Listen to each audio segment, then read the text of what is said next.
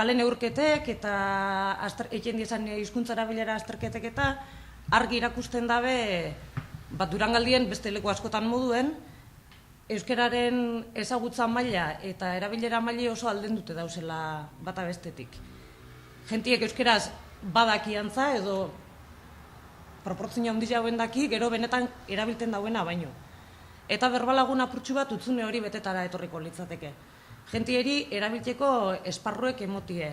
Aurtengo kanpainako lelue, euskara atsegin dut izan da, mezu guztiz positibueri heldu dutzago inguen, eta azken baten nik uste dut berbalagunen kabida dekien guztizek mezuek berak islatzen dauezela, ez? Euskara atsegin dauen edonorentzat hor dau berbalagun.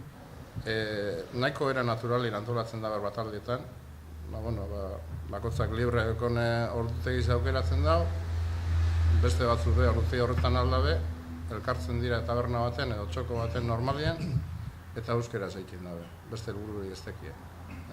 Eta apur bat hori euskeraz egiteko ohitura hori hartzi, besterik ez. Berez, simplie da eta simple izateak agian egiten dago erakargarri proiektu, ez.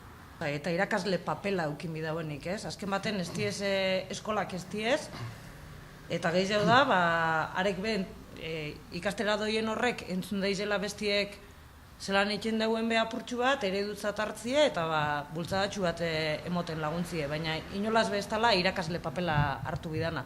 Baizik eta beste tertuliak ide bat izetiana. Eta gero hori, eta gero nik jentzien ikpentzu eta apur bat, klaro, proiektu barrizek eta gauza barrizek eta buzoira egetan danean, izan zaitez berbala, ez da gizer, eta lagundu, eta asko ez da eskatzen. Eskatzen dana da, hastien ordu baten kafe bat hartzera jotie lagun batzuek, besterik ez da eskatzen. Ez dakizelako batzarretara junbiuzule, ez besterik ez da eskatzen. Laguntze utza da.